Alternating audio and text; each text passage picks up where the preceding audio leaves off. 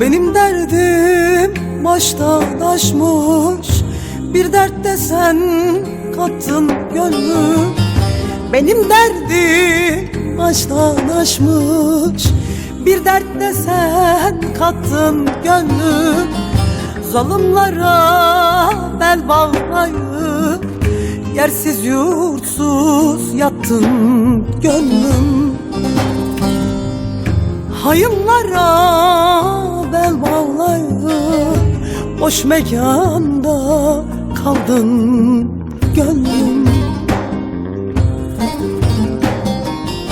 Gönlüm gönlüm benim gönlüm, viran etti benim ömrüm. Boşuna suçlu arama, suçlu sensin soyka gönlüm.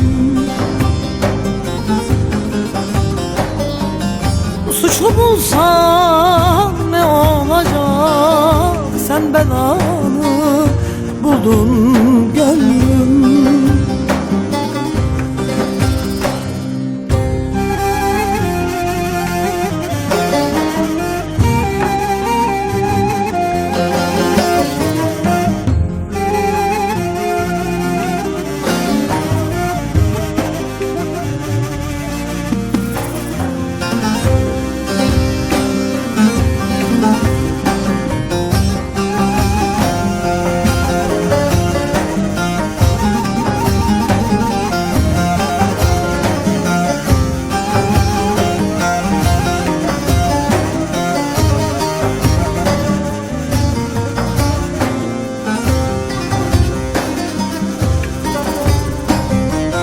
Öz canımdan bezar etti, kimsesiz bir mezar etti.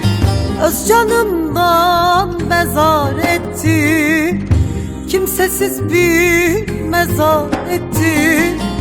Ne de çabuk erken bitti, şimdi sonun geldi gönlüm. Ne de çabuk erken bitti, şimdi sonun geldi gönlüm.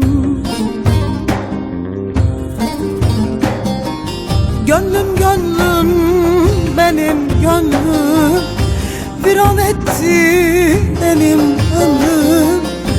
Boşuna suçlu arama, suçlu sensin soyka gönlüm. Suçlu bulsan ne olacak, sen belanı buldun gönlüm.